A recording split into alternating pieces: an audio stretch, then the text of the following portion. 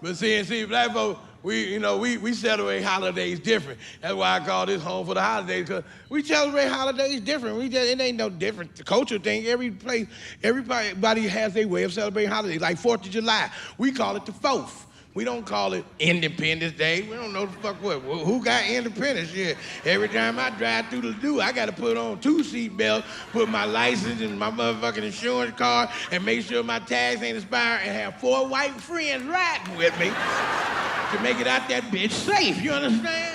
Fuck that independence. We just call it 4th or a day off. That's all we call it. We don't celebrate it like that. We don't even do it the right way. Shit. We have a picnic at the park. We don't even do the picnic right. We don't do it right. What we do, we get down to the pavilion early. We didn't even get a petition for the pavilion. We just see a motherfucking pavilion open. We walk right in that bitch and put our shit up. Hey, white people come through. Excuse me, do you have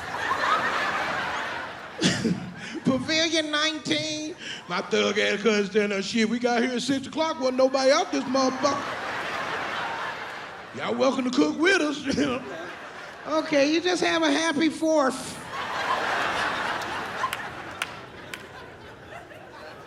It always start off, my uncle out there, my big uncle out there cooking, he grilling that shit, smoking, he got that water splash, got that towel wiping that sweat off back, got them cut-off shorts, he cooking, got his Al Green playing and shit. He just cooking, he tasting meat right off the grill. Meat 300 fucking degrees, put it right in the mouth.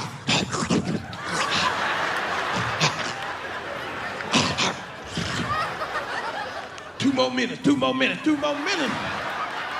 2 more minutes, your black ass gonna be in the ambulance. Fuck wrong with you? What your mouth made of? Asbestos? What the fuck going on? And then my auntie, she show up early. She out there waiting for, she want to get first dib on the meat. Her big ass out there got a bottle off, spraying mosquitoes, and swatting it with a fly swatter. Talking about these mosquitoes keep flying between my legs. I said, they probably trying to commit suicide.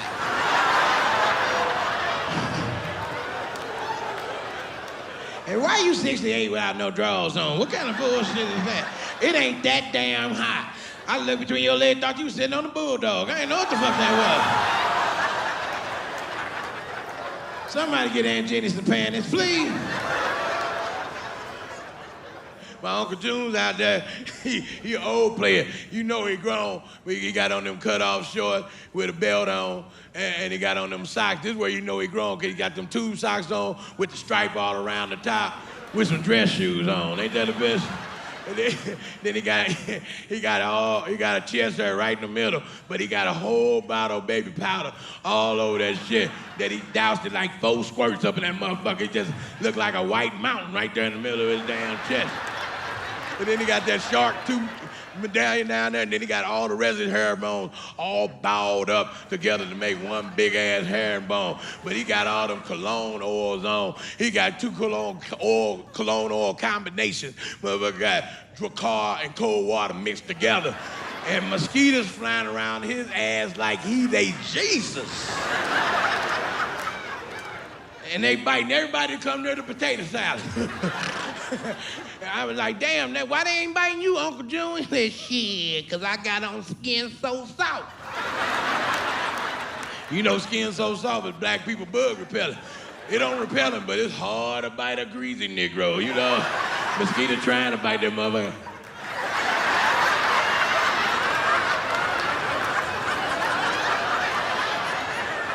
Like, the UK is not that different from the US. You know, if anything, you go over there and it seems like British people are trying to be different from Americans. They're like, oh, you drive on the right side of the road, then we're gonna drive on the left side of the road. Oh, you call your mother Mum, then we're gonna call ours Mum. Oh, you call that a cookie, then we're not going to the dentist. I know that's cheap.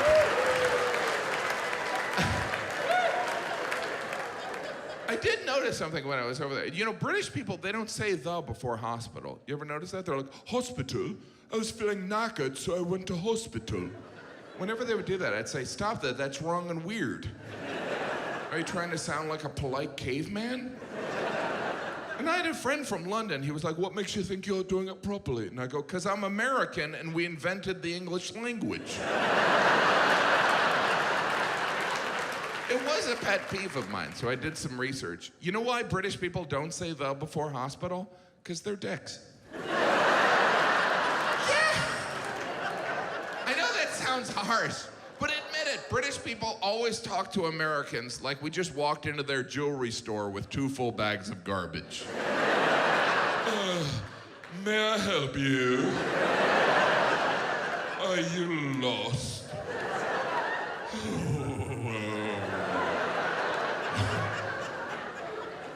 Obviously, I love the Brits, and I would never do those jokes there.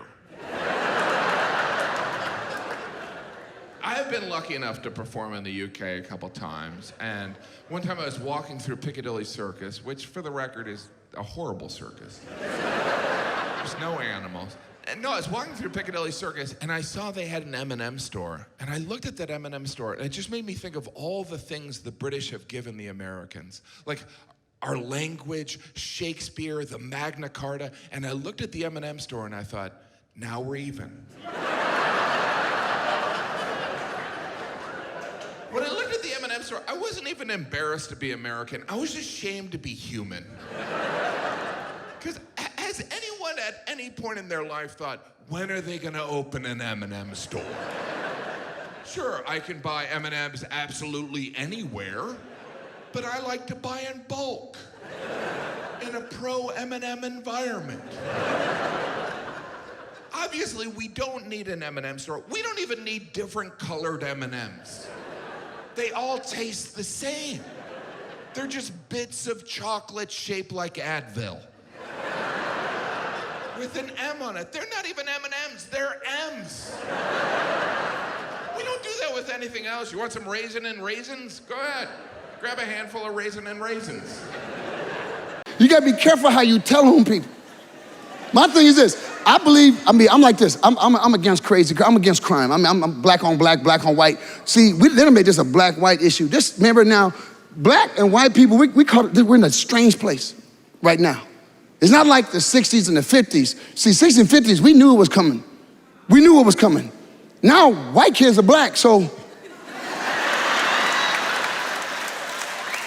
Was that black on black crime? Was that black on black? Was that white on black on black? Was that black on black white? Was that white being black? Was that white being black on black? White being black on black?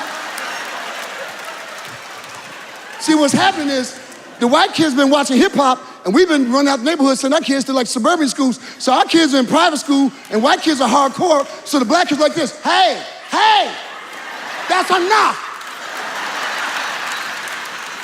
And the white kids like, that's something.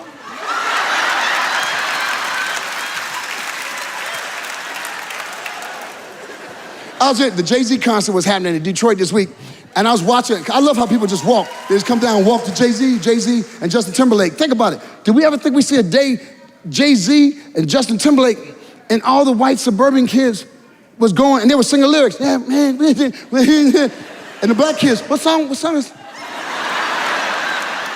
We're gonna see John Mayer.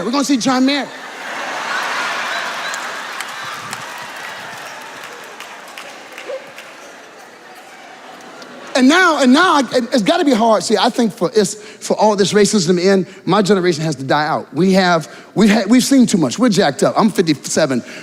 My generation and above, we are racist, sexist, ageist. We're the last dinosaur. We try not to be racist, but it's right here. It's right here. We try to talk right. Man, these 2 people not like me.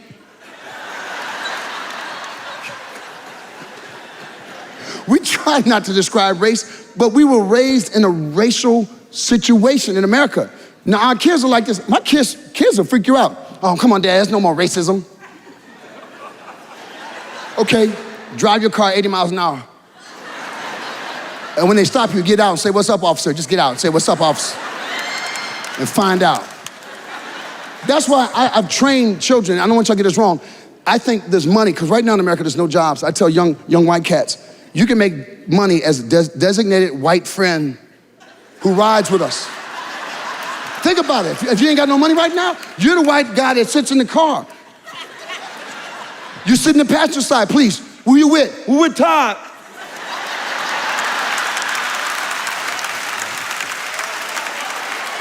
Y'all be careful.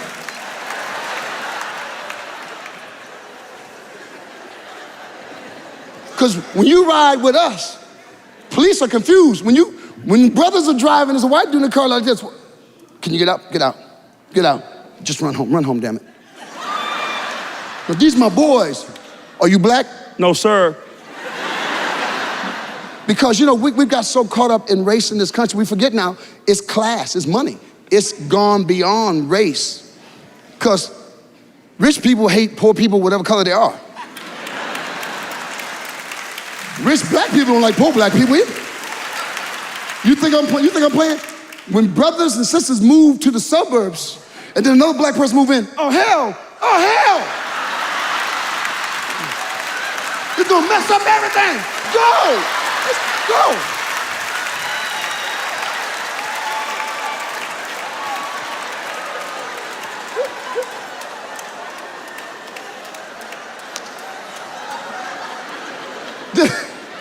This is a strange time in America. Because now we got all kind of races intermingling. You got Asian, you got black, you got Spanish, you got white, and they're having children. And they're having babies. You usually tell mixed baby, that little sandy hair, you look at the mother, yeah. He's half black, right? Yeah. But now I've seen some stuff, what the hell? That's a other, that's a true other. I never knew what the other was. That's that. What the hell is that? He's Korean, black, Spanish, Korean, black, Spanish. And the kid's like this, I know. I got good hair though. Their hair is always gonna be our situation. Hair. Black hair is always gonna be a situation with us. I'm glad we're wearing afros. I'm seeing sisters and brothers wearing afros again, rocking their natural hair, Now trust me, black natural hair takes work. When white, y'all sometimes, I'm not doing anything. Black people, I gotta get some of this stuff out. You can't go 2 days without combing, because that's where dreads came from. Somebody said, forget it. I'm done. I'm gonna let it do what it do. And then they dreaded up, his friends, man, that's what you do. Nothing, I didn't do nothing. That's how you get this. I grew up very stereotypically in Hong Kong. Like my real name is not even Jimmy, that's my English name. My real name is Man Xing, in Cantonese Man Sing. It stands for 10,000 success. Yeah. I had very ambitious parents, and now I'm telling dick jokes and doing Tai Chi on stage, so. Jimmy was just kind of like an arbitrary English name that just sounded easy. And my dad, he named himself Richard. I was like, Dad, why'd you name yourself Richard? He was like, because I want to be rich. It makes so much sense. And then they named my older brother Roger after the James Bond actor Roger Moore. Yeah, but my brother hated that name. He was like, man, it makes me sound like an old white guy. So eventually he changed his own name to Roy. So now he sounds like an older white guy. And now his full name is Roy Roger, which is the oldest white guy to ever white. I was very good at math. That's a big Asian stereotype. I think there's some truth to that, not because of some weird genetic thing, just because our parents care so much more about mathematics and academics, right? You guys seen it? You guys seen those like Kumon learning centers in those strip malls, right? Kumon learning centers, for you guys that don't know, are basically detention camps for young Asian children. You can tell that place is kind of fucked up by the look of its logo. Because it's supposed to be a smiley face, but it's not really smiling. It's just like, man.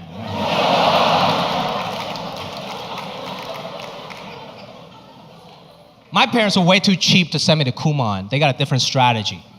They never let me use a calculator until I turned 15, so I can work on my brain function. That's an old school Chinese strategy. So when I turned 15, it was a very special occasion. It was basically my quinceañera. My dad just gave me a TI 83 Plus. And he looked me in the eyes, and he was like, "You're a woman now, okay?" I know I make fun of my parents, but at the end of the day, I love them very much. I think we all do, right? But Asian people, we don't ever say "I love you" to each other. That's just not our thing. One time I got high and I called my mom. I was like, "Mom, I just want to tell you, Mom, I love you." And you can hear her start like crying on the other side of the line. She was like, "Oh, Chimia, do you have a cancer?"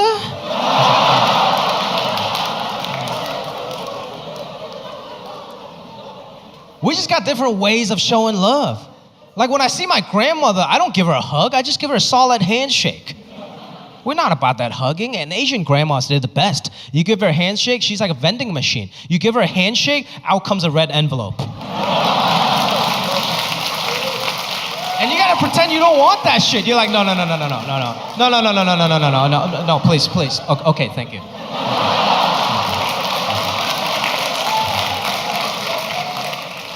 That's just how we show love. My dad still calls me like 20 times a day just to check up on me. It's annoying, but I understand that's how he shows love. I was talking to my friend here, and he was like, "Oh, I haven't talked to my dad in 3 weeks." I'm like, "What, is he in jail?" He was like, "No, I live with him. I just haven't talked to him in 3 weeks." I'm like, "You do understand, if I don't call my dad back in 3 hours, he's gonna call 911. 911, what's your emergency? My son is dead. It's like, "Sir, is everything okay? Is your son dead?" He's like, "No, but he's dead to me." Okay, bye. I like Americans. But you guys don't travel much. That's what I've read about Americans, that you guys don't travel. I've read that 75% of Americans do not have passports. 75%. Now, I know I'm in San Francisco, so you guys are going to skew the statistics.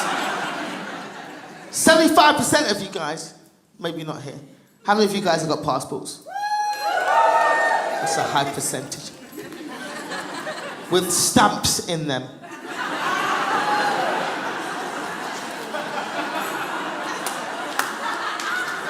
That don't say Mexico.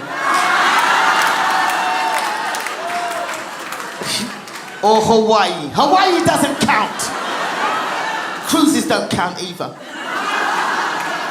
Because people cheat, they go on cruises and they go, "Oh yeah, I went to here and here, I went to Jamaica and I went to Trinidad." No, you didn't. You went on a cruise. Cruises don't count. You don't get to see the country. This is what happens on a cruise.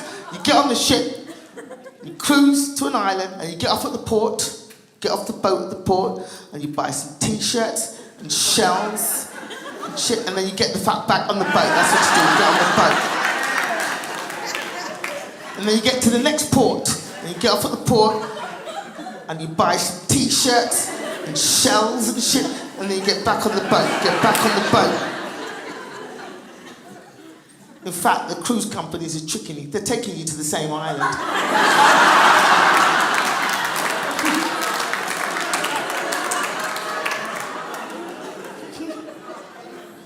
I love to travel. I've been all over the world. I went back to Africa, obviously, because my family's from Nigeria. I went back to Nigeria.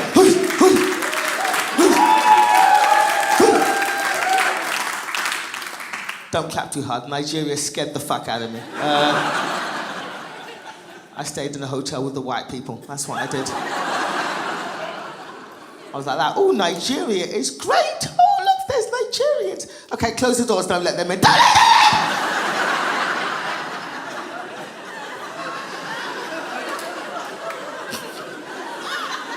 It was terrifying. Terrifying. I was watching a TV show over there where a guy was whistleblowing on corruption within the Nigerian government, right? Whistleblowing on corruption in the Nigerian government on television in Nigeria. Whistleblowing against the Nigerian government in Nigeria. And he's being interviewed, and he's like, "Yes, I'm being interviewed, and what I'm doing is very, very dangerous. Very dangerous. You know, I'm risking my life, but fortunately, my identity is protected." because he had one of those black things across his eyes. My identity is protected by the black line across my eye, so luckily. And then he bent down to get a drink.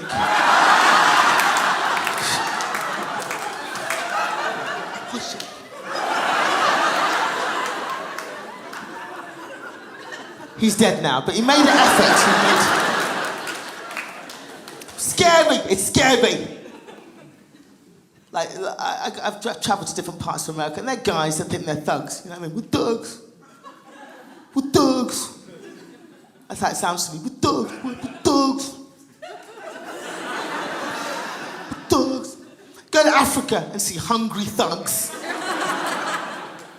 I got robbed in a taxi doing 60 miles an hour. That, my friends, is thuggery. I'll tell you who women love. They voted for him the last 2 elections in droves, Obama. I've heard girls say Obama's hot. I've heard girls say Obama's sexy. Smart guy, no doubt. Sexy. I can't picture Barack Obama getting sexual at all with a woman. Okay. Girl, relax. Let's go slow. Now, I don't got nowhere to go. Now I'm gonna concentrate on you. Girl, are you ready? Gonna be a long night. Throw your clothes on the floor. I'm gonna take my clothes off too. Girl, I will make love to you like you want me to, and I will hold you tight all through the night. My anaconda don't want none. Unless you got buns, huh? Mahalo.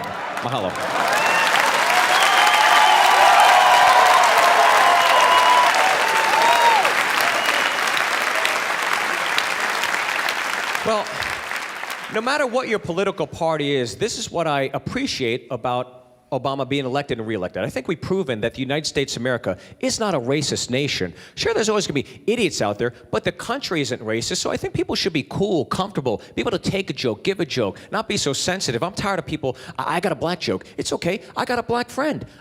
We all got black friends. It's 2014. We all seen The Cosby Show. They're not leprechauns, Jesus Christ. I mean, the way I look at it, black, white, Latin, Asian, Muslim, Jew, Arab, whatever, if you're here, I just assume you're an American. I love Americans. I, too, am an American. I'll tell you this, some of my best friends are Americans. I don't think it's wrong to stereotype people in this country. People's like, oh, you shouldn't stereotype. If you feel you should not stereotype, this is what I'd say to you. Pet the pit bull.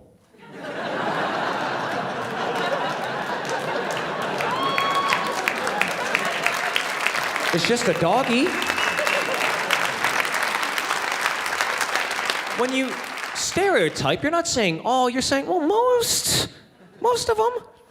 I work on a show called Sullivan and Son, okay? And it's based on, well, thank you. Thank you very much. I'm fortunate to get to work with some great friends on this show, and it's based on my family. And in the show, one of the characters is my mother. And when the reviews first came out, they were a little harsh on my mom and the show. But particularly with my mom. Oh, stereotypical Asian mother on television, tight with money, speaks in a horrible broken English accent. And I'm like, well, stereotypical Asian mother on TV, how many Asian mothers do you see on TV? Because I don't see any. Second off, my mom grew up very poor in Korea, so she's tight with money. She's a tiger mom. And she's been here for 43 years, and she still speaks in a horrible fucking accent.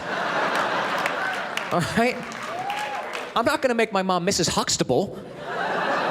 She is literally perpetuating the stereotypes of Asian women because she exists. I believe stereotypes are earned. I agree with almost all of them. I'll go through some of them, okay? Black people, you're up first. Black people like fried chicken. Now that is racist, and it's stereotypical to say, but is it true? I'll say this, I was watching a hockey game on television. I watched the whole game. I did not see one commercial for Popeye's fried chicken. The NBA on TNT before halftime. 12 fucking commercials for Popeye's fried chicken. What a coincidence. But something happened between the first year of junior high school and the second year of junior high school. It was very important in my life. I came to America for the first time. I came with my dad, and we came to visit my Uncle James and my Aunt Susan, who lived in Smithtown in Long Island, just outside New York. You know Smith? Yeah, Smithtown, the Paris of Long Island. But it was to me, man. This was this American dream. I came to visit, and something very important happened. It was the summertime, and I went with my American cousins. We went to the beach in the summer. Now, I'd been to the beach in Scotland, but that's a different thing. You go to the beach in Scotland, you keep your coat on, and you go, oh, this is fucking great, isn't it? But I went with my American cousins in summertime to the beach, and I got for the first time tan. I got a tan for the first time in my life. Well, Scottish people don't really get tan, just our freckles get bigger and closer together, and you start looking like a giraffe. But during that vacation, puberty hit, and I grew magnificent eyebrows. Well, one eyebrow, but a fucking beauty. It was like right across here like that. Gorgeous, thick, sexy, big, black, hairy, sexy. It was lovely. It was like a 1970s porn vagina right across my head. So I was still a little tubby kid, but I looked like a giraffe and I had a vagina on my head.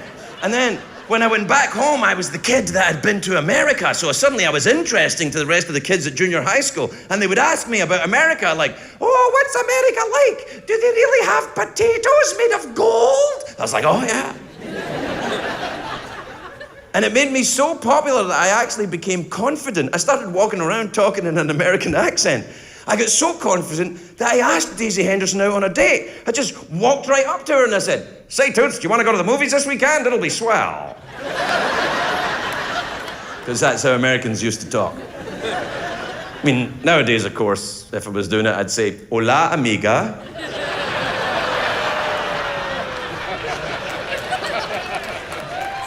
Fucking me, fuck you. Oh, Craig, don't say things that we don't feel comfortable about. Then leave the front fucking row, motherfucker. Yeah. Oh, Craig, you're saying things that aren't necessarily true. Yeah, that's called a joke, you fucking idiot. Like, oh, you're saying things which are inappropriate. It's very difficult to be appropriately in-a-fucking-appropriate.